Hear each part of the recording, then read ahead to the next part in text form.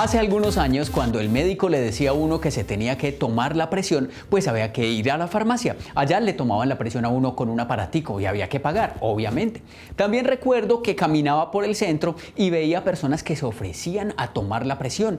Y la mamá le decía a uno: ay, mijito, espere un momentico, yo me tomo la presión. Le ponían una banda en el brazo, esa bandita la inflaban, le ponían un estetoscopio y así le decían a la gente cómo estaba de la presión. Después pasó a ser posible que las personas compraran su tensiómetro para tener en casa. Entonces ya no había que ir hasta la farmacia, sino que uno iba a donde la vecina que tenía el tensiómetro para que le tomara la presión. Ya ahí no solo le tomaba la presión a uno, sino que uno también tomaba tinto de cuenta de ella. Pero ahora no es solo en la casa, también se puede tener en la muñeca, en aparatos que parecen relojes, incluso dan la hora, pero la hora es lo menos importante. Si hacen mediciones y entregan algún tipo de información sobre el cuerpo, son wearables.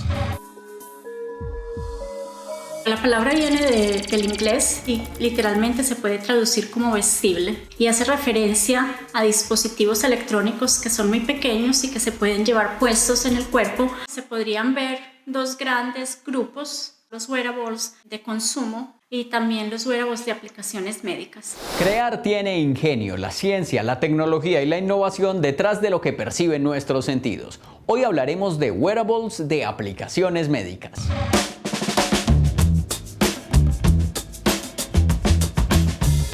En el universo de los wearables hay de todo. Los hay útiles y los hay bastante peculiares, como un anillo cuya inteligencia es cambiar de color, o los pañales que avisan cuándo deben ser cambiados. Uy, ese sí está muy importante.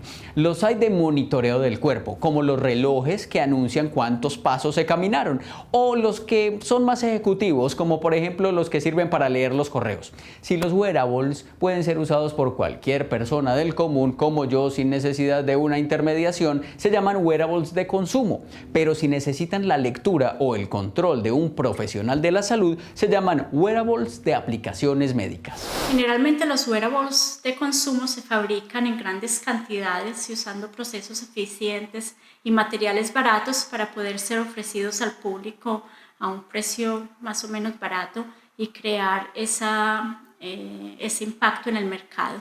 La principal diferencia entre los wearables de aplicación médica y los wearables de consumo es que las señales que se generan con los de aplicación médica son siempre monitoreadas o analizadas por un médico para hacer diagnósticos de enfermedades o de condiciones médicas.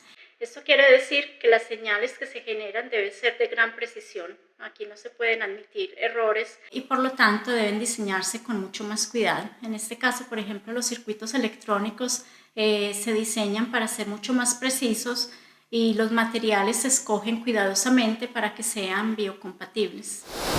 Un material biocompatible puede ser orgánico o sintético y se usan para reemplazar partes del cuerpo o funcionar en contacto directo con él. Deben ser seguros para no poner en riesgo la salud de las personas que los llevan. Esto quiere decir que no causen una reacción tóxica por parte del cuerpo y que no generen tampoco ninguna alergia o molestia. Por ejemplo, materiales que se pueden usar. A los materiales biocompatibles también se les conoce como biomateriales. Puede haber poliméricos, para que me entiendan, como el nylon o la silicona, pero no el nylon para pescar o la silicona para pegar, pero sí parecidos.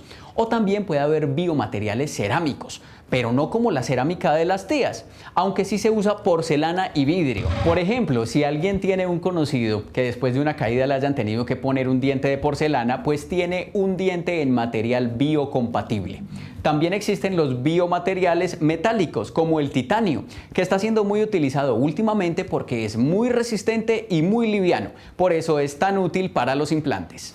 Bueno, ejemplos de wearables de aplicación médica, yo creo que los más populares son los gorros de encefalografía. Esos son electrodos que se ponen en la cabeza para detectar señales del cerebro. Y estos wearables se pueden usar, por ejemplo, para monitorear enfermedades como la epilepsia, la apnea, la demencia o la muerte cerebral también. También mucha gente los utiliza para hacer estudios psiquiátricos o psicológicos porque puedes monitorear actividad del cerebro en varias regiones. Actualmente estamos en el Laboratorio de Neurociencias Cognitivas, es un laboratorio que hace parte del Grupo Neuropsicología y Conducta. En nuestro grupo estamos adelantando un proyecto de investigación para la identificación de biomarcadores en actividad eléctrica e imágenes de resonancia magnética en pacientes con enfermedad de Alzheimer y otras demencias o enfermedades neurodegenerativas. Lo que hacemos es, a través del registro de la actividad eléctrica cerebral, cómo funcionan las neuronas a nivel del cerebro, registramos esa actividad para poder identificar alteraciones o patrones anómalos que nos muestren el inicio de la enfermedad. Este proyecto arranca con la pregunta sobre si antes de que los síntomas de la enfermedad aparecieran, habían algunos cambios que ocurrieran en las neuronas que nos pudieran indicar previamente que la enfermedad iba a iniciar. ¿Por qué? Porque sabemos que cuando los síntomas aparecen, ya se ha dado una muerte neuronal probablemente y ya va a ser muy tarde para poder iniciar cualquier tratamiento. Entonces lo que queríamos era poder identificar esos cambios antes de que aparecieran los síntomas, cuando todavía digamos que se puede instaurar un tratamiento y pudiera ser más efectivo. Lo primero que vamos a hacer es ubicar los electrodos. Lo hacemos a través de este gorro de registro. Aquí tenemos ubicados varios electrodos que nos van a permitir hacer el registro de esa actividad eléctrica. Para ubicar los gorros, simplemente ubicamos la parte frontal del sujeto, vamos poniendo el gorro hacia acá y luego lo vamos esparciendo o lo vamos distribuyendo alrededor de toda la superficie craneal. Todos los sujetos los vamos a registrar mientras ejecutan una tarea o mientras están haciendo alguna actividad. Eso lo ponemos en un computador que llamamos de estimulación. Generalmente estas tareas son muy sencillas y simples para que las personas puedan ejecutarlas fácilmente, y mientras el sujeto va haciendo la tarea vamos a ir registrando toda la actividad cerebral, todo lo que ocurre, y eso es lo que vamos a procesar posteriormente. Normalmente lo que hacemos es mirar cómo se comporta el cerebro cuando ejecuta la tarea, cuando está en estado de reposo o cuando está realizando otro proceso específico. En la imagen o en la pantalla te van a aparecer unas imágenes y la idea es que con la barra espaciadora vas a presionar cada que te aparezca una bicicleta. Mientras la persona está realizando la tarea, nosotros vamos monitoreando desde la estación o el computador de registro, donde vamos a poder ver esa señal eléctrica, cómo está funcionando. Hay también muchos parches que se pueden poner en el pecho para monitorear, por ejemplo, arritmias cardíacas, o también la actividad pulmonar, enfermedades pulmonares por medio de la respiración. Para las mujeres embarazadas hay también algunos parches que se pueden poner en la barriga para monitorear el bebé en gestación.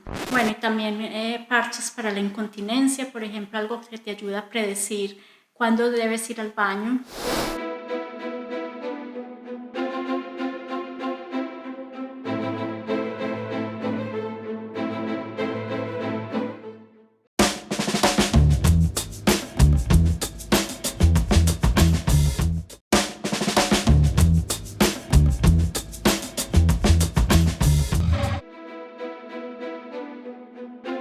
Un día cualquiera de 1583, un joven llamado Galileo se obsesionó con el movimiento que hacían las lámparas de aceite que colgaban del techo de la Catedral de Pisa. Luego observó la que llevaba el sacristán y descubrió que la oscilación era similar en ambas lámparas. En esa época no existían los cronómetros, por lo que Galileo Galilei usó el recurso que tenía a la mano para medir el tiempo de oscilación de las lámparas, su propio pulso.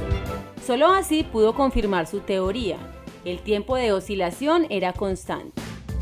Llamó a su descubrimiento isocronismo y compartió este nuevo conocimiento con su buen amigo, el médico Santorio Santorio.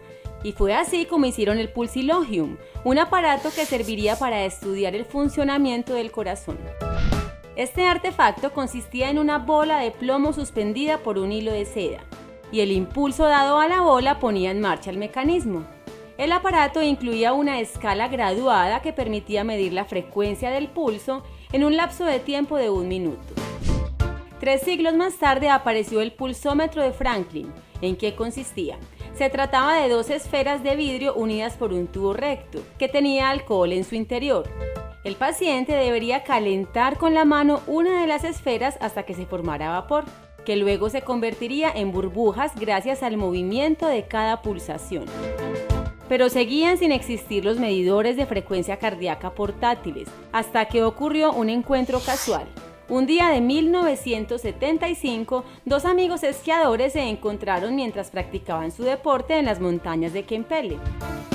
El diálogo de los amigos se centró en la importancia de medir de manera precisa la frecuencia cardíaca de los deportistas durante el entrenamiento. Esta conversación trascendió y 2 años más tarde habían materializado el primer monitor de ritmo cardíaco portátil. El primer medidor de frecuencia cardíaca fue diseñado por Galileo y Santoro. Como se hubiera puesto de feliz don Galileo Galilei si en uno de sus cumpleaños le hubieran regalado un relojito de pulsera. Aunque bueno, de pronto le hubieran quitado el entretenimiento porque una de sus formas de pasar el tiempo era contando el tiempo. Aparte de relojes para monitorear la salud, también existe ropa que cumple esas tareas. Por ejemplo, esta camisa, que además de ser muy elegante, sirve para medir la respiración y detectar posibles anomalías en la actividad pulmonar. Esta camisa funciona así, se estira y se contrae con el aire inhalado y exhalado del paciente y por eso sirve para detectar problemas pulmonares. Fue desarrollada por un grupo de investigadores de la Universidad de Radboud en Países Bajos. Y hay gente que se pone la ropa tan pegada que uno le provoca preguntarle, ¿oíste, esa camisa es normal o es que te está midiendo la respiración? Las aplicaciones de los wearables son muy diversas. Pueden servir, por ejemplo, para monitorear los signos vitales de una persona enferma o de una persona saludable. Puede ayudar a entrenar a los atletas, pueden monitorear ciclos de sueño, ayudar a las personas diabéticas para tener inyección automática de insulina, entre muchas otras aplicaciones. Bueno, los aportes de los wearables se ven mucho más en la aplicación médica porque ahora es posible detectar y monitorear enfermedades sin necesidad de visitar al médico constantemente. Y yo creo que esto le aporta no solo a la medicina, pero también puede salvar muchas vidas y puede ahorrar mucho dinero de la salud pública. Este tipo de dispositivos que estamos probando en el laboratorio, que son dispositivos portables, digamos que nos ayudan a superar una de las grandes desventajas que tenemos en los registros y es el poder acceder al espacio natural del paciente. Con los dispositivos portátiles el sistema de registro es muy similar. Lo que vamos a hacer es ubicar electrodos también en diferentes partes de la cabeza para poder hacer el registro de la actividad cerebral. Con estos dispositivos, a diferencia del gorro, tenemos un menor número de electrodos, pero vamos a poder también hacer un rastreo de toda la actividad en general. Entonces, estos electrodos es algo más simple de poner que los gorros, simplemente ubicamos en diferentes puntos específicos de los pacientes para poder hacer una recolección de toda la información cerebral.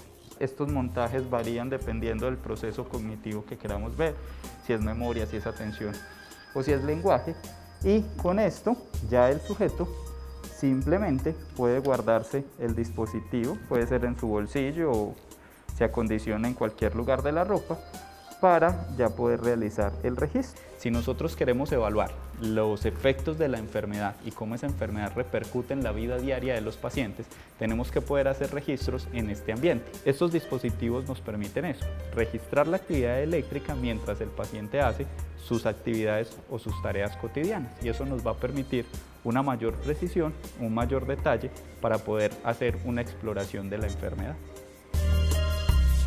Este es un dispositivo, digámoslo, simple, ¿cierto? Tiene una fuerte energía que viene funcionando con pilas para ayudar pues como ese proceso portable. Aquí tenemos unos puertos que permiten la conexión de cada uno de los electrodos y esto va con una tarjeta que se encarga de recopilar esa información eléctrica, hacer una amplificación, es decir, aumentar un poco la señal y poder registrar dentro de una memoria interna esta información. Y también tiene una opción para poner como un dispositivo tipo USB que nos permite recuperar la información y trasladarla al computador o conectarlo pues de vía remota. Ya para la medicina este tipo de dispositivos son muy comunes, la idea es poderlos pues estar estandarizando y validando mucho más porque el aporte va a ser muy grande. Eso ya hace parte de nuestro día a día, el podernos relacionar a partir del celular, de diferentes dispositivos, enviar información. Y yo creo que logramos lo más importante que siempre queríamos, y era que el médico siempre pudiera estar pendiente del paciente. Eso es lo que nos ayudan estos dispositivos, estar siempre pendiente del paciente y hacer ese monitoreo continuo. Los tres principales componentes de un wearable son primero los sensores, que son los que sirven para detectar o sensar el movimiento, la luz, los sonidos, un objeto, señales eléctricas. Y luego estas señales o el sensor son conectados a un circuito electrónico que se encarga de acondicionar la señal de los sensores. Este acondicionamiento consiste en amplificar la señal y filtrar para eliminar ruido e interferencias, y esto se hace porque las señales de los sensores son muy pequeñas. Y luego se pasan las señales al formato digital. Cuando están en formato digital, estas señales son procesadas por un microcontrolador o un microprocesador, y estos son circuitos integrados programables que pueden ejecutar órdenes que se almacenan en su memoria. Y así pueden, por ejemplo, controlar otros dispositivos externos o enviar información. Entonces, vamos a recapitular. Hay wearables en general, que son prendas o accesorios que se las ponen las personas, hacen una medición, entregan una información que puede resultar útil. Hay wearables de consumo, que las pueden usar cualquier cantidad de personas sin necesidad de supervisión médica. Y hay wearables de aplicaciones médicas, que tienen unas características especiales, como los materiales con las que fueron hechas, la precisión de los sensores, y que son interpretados por profesionales de la salud.